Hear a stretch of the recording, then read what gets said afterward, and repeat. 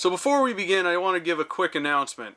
When I do Rob Watches videos, they're supposed to be spoiler-free and just my general thoughts about whatever TV show or movie I just watched. But because of that, the videos have kind of suffered, and they're usually very short.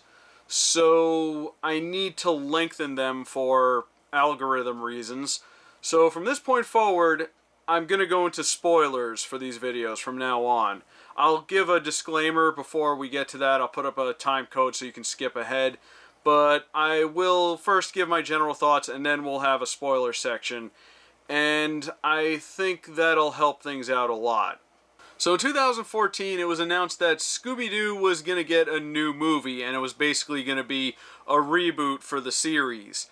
And one of the strange things about the announcement was that it said it was going to kick off a Hanna-Barbera cinematic universe. And I don't think people really cared for that a little bit. Because as we know, unless you're Marvel, it doesn't really work out so well, does it?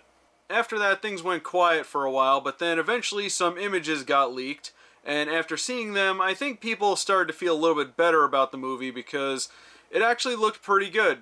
The film was set to hit theaters in 2020, but because of reasons, the film went straight to streaming. And if you ask me, that might have been for the best. And I'll explain why as we go along. The film starts out as kind of an origin story for Shaggy and Scooby, how they met when they were younger, and then eventually they met Fred, Daphne, and Velma, and how they got all mixed up in the mystery-solving business. And I got to admit, I was kind of disappointed because I was hoping there'd be more callbacks to a pup named Scooby-Doo. Sadly, they didn't do a whole lot with that, which is kind of a shame. But man, this movie is loaded with Hanna-Barbera references. Not even just Hanna-Barbera, but they also did a couple of Looney Tunes references as well as DC superheroes and stuff like that. And this is one of the reasons that I really was happy that this came to streaming, because some of these references are so quick and subtle and in the background that I love the advantage of being able to pause the video and just look at what's going on in the background, look at all the pictures and posters and the names of stores and stuff like that. They did a lot with this movie. At one point, Shaggy and Scooby come across Blue Falcon and Dynamite, which we already knew if you watched the trailer for this movie. And I almost had some problems with this because the Blue Falcon in this is kind of an idiot, and he's always like on social media and stuff. Meanwhile, Dynamite is like the smart one and level-headed one, which is very much the opposite of how the original cartoon was. The Blue Falcon was, you know, the smart one and, you know, always coming up with the plans and everything. And Dynamite was basically the goofy idiot sidekick.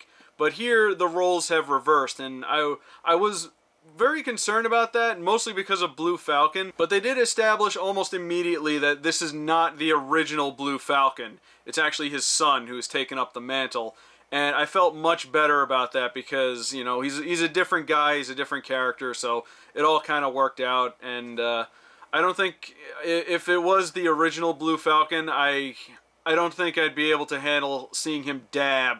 I was also kind of weirded out by Dynamite's new design. I'm not entirely sure what it is. I think it's the fact that he always has this really serious look on his face, which, for one, I'm not really used to because, again, the original cartoon, he was the silly one.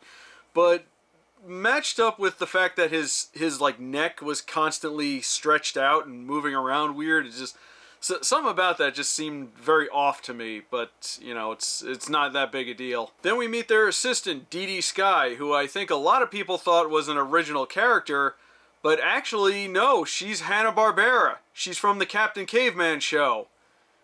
Wow, they dug deep for a lot of the references in this movie.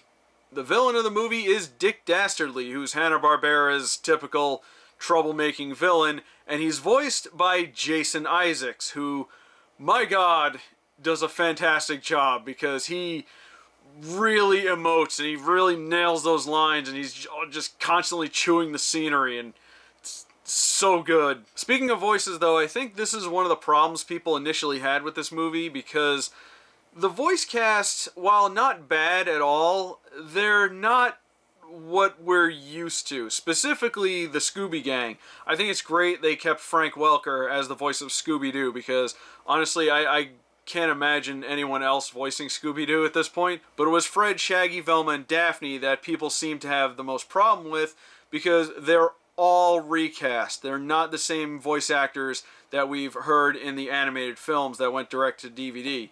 And that's a shame, because that cast is really good. And I do feel like they should have, at least considered bringing them in for this movie. Or, at the very least, they should have kept Matthew Lillard, because nobody does Shaggy like him. Okay, so at this point, we're going to get into spoilers. So if you don't want this movie spoiled for you, skip ahead to this time code. So the plot of this movie is Dick Dastardly is trying to open up a gate to the underworld, because he had previously done so, and his dog Muttley went through to steal treasure, but he couldn't come back out, so now he has to find a new way to open up the gate and get him out of there and, of course, steal the treasure. So he's doing this by stealing the skulls of Cerberus from all over the world, and he has to kidnap Scooby because he is the descendant of Alexander the Great's dog, and he's the key to unlocking the gate to the underworld. There's also a subplot about Blue Falcon feeling like he's not living up to his father, who's a much bigger superhero than he is. Meanwhile, he's, posting pics on Instagram and acting like an idiot.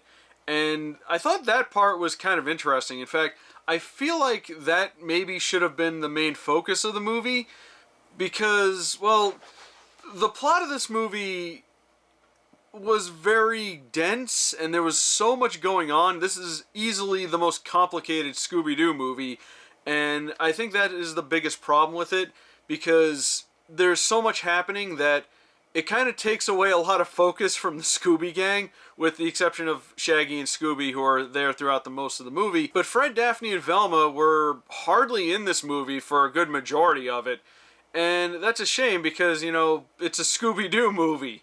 How are you going to have a Scooby-Doo movie without the Scooby Gang? One thing that I did like about this movie, though, was the whole thing about opening the gate to the underworld was actual fantastical magic stuff. And it wasn't immediately debunked by Velma with an explanation that's way more out there than it just actually being magic. It's almost as if that paranormal elements can exist in the Scooby-Doo universe. And that's okay. Dick Dastardly also had these little transformable robot guys that were kind of helping him out. And they had this form that was this little big-headed, adorable, tiny robot thing. And first of all, there were a lot of moments in this movie where he was talking to them, and I was getting a Despicable Me vibe from them. Although these minions in this movie are way more adorable than the actual minions, and I will fight you on that one. But they're tiny robot forms. I was trying to think if they're a reference to something. They kind of look like Funko Pops, to be honest, which I find kind of amusing since they're the bad guys. But I keep looking at them, and they seem so familiar to me, and I can't quite put my finger on what they're supposed to be. I even looked it up. I didn't see any type of reference that they're surrounded by. I keep thinking the Jetsons, maybe they kind of look like the little alien guy from the Jetsons, the one nobody liked, or I don't know, maybe that little robot kid from the Jetsons movie. I don't know. It's just something about it. Maybe it's just the big head and the big eyes. I don't know. So at one point they're tracking one of the skulls, and they end up on a lost prehistoric island. And my first thought was, are they going to actually bring the Flintstones into this? And no, they go on the island and they run into Captain Caveman, who is voiced by Tracy Morgan. Now, I think Tracy Morgan is hilarious. He's one of those guys who's naturally funny. Just his voice, he could just read lines and it'd just be really funny. He's in the same category as John Benjamin or Fred Willard, rest in peace. But that being said, he's not Captain Caveman. The voice, I don't know, it just didn't really, aside from just the shock value of it being voiced by Tracy Morgan, it didn't really work for me. And especially when he tried to do the Captain Caveman yell, God, it just didn't work. I was hoping that they would, use maybe archived audio of Mel Blanc, because that yell, nobody yelled like Mel Blanc, let me tell you. And it's a shame they didn't, because they actually did use archived audio of Don Messick, who was the voice of Muttley originally, and they used an audio sample of his laugh, you know, that laugh that Muttley does.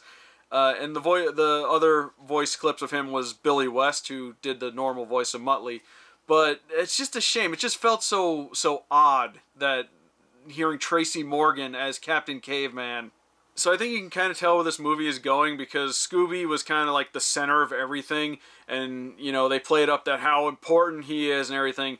And then Shaggy started getting jealous, and I'm going to be honest, Shaggy was kind of a jerk in this movie. It was one of those cliched situations where, oh, your best friend is big and popular and everything, and suddenly everything's going to change, but then, they'll work out in the end, even though their friendship got tested, and you know, that old trope. It made this movie, you know, kind of predictable. It's like, oh, they're going to break up, and no, they're going to get back together in the end. It's pretty obvious that they're going to. There's also an inexplicable celebrity cameo in this movie. At one point, Simon Cowell shows up as himself, and I'm just baffled as to why. He was barely in the movie, but it's just so strange seeing him in Scooby-Doo. And I'm thinking, like, is Simon Cowell even, like, relevant anymore? Is American Idol still a thing? I haven't even thought of American Idol in ages, or cared about it ever. The only other time he shows up is later in the movie, where they do the old unmasking fake out. See, sometimes in Scooby-Doo, you know, when they take the mask off the monster and reveal who it is, they didn't do this often, but they would have like a second mask underneath. It was like, oh, it was Old Man Johnson, and they're like, guess again, and they take the mask off and it's someone else. And they did that at the end of the movie, other than the fact that they had to make the reference, I don't really see why. Because at the end they catch Dick Dastardly, and then they go, oh, is it Dick Dastardly? And they take the mask off of him, and it's Simon Cowell. And then they're like, oh, wait, guess again. And then they take another mask off him, and it's Dick Dastardly again. So I'm like, well, what was the point of that? The only other minor issue I had with this movie was how it ended, because it ended on the old cliched animated dance party. You know, the kinds that you would see at the end of DreamWorks films all the time. I didn't really like that it ended that way, because that whole dance party ending tropes, it just always felt like them saying, we don't know how to end this movie, everybody dance. But despite a lot of the problems it has, I found myself enjoying this movie. I feel like it has come under some pretty harsh criticism, and I think a lot of the criticisms I've heard are pretty valid, and I addressed some of them in this video in the spoiler section. But let's be honest, this movie is way better than some of the more recent Scooby-Doo movies that have come out. And aside from a few minor moments in this movie where it did feel like they were trying to modernize things, like I said, you saw Blue Falcon dabbing, it didn't really feel cynical at all. It felt like, you know, it was made by people that liked the source material and loved Hanna-Barbera. And the fact that they put so much detail into a lot of the references to other Hanna-Barbera properties, I feel like is kind of proof of that. In many ways, it feels like a love letter to Hanna-Barbera, and while Hanna-Barbera themselves have come under a lot of criticism, even from myself, I have to admit, at this point, their characters are iconic, and they were, you know, an important piece of animation history, and, you know, they kind of deserve that recognition. Once again, I am glad this didn't go to theaters, for one, just because of, you know, the pausing and checking out all the stuff they put in it. But the thing is, this movie doesn't really feel like a theatrical release. It doesn't have that big cinematic feel. This honestly feels like a direct-to-DVD or even direct-to-streaming movie, or, you know, maybe something they would have shown on Cartoon Network and on a Saturday or something. And as far as this being the kickoff of a Hanna-Barbera cinematic universe, I feel like maybe that was more of a marketing thing. Like, the stuff in this movie, they felt more referential than anything. And even stuff like, you know, Scooby-Doo meeting Blue Falcon, you know, that's happened before. At least one or two times. So I didn't feel like this was just, you know, the start of something much bigger. It was just a thing. But part of me does hope that they actually do more stuff like this.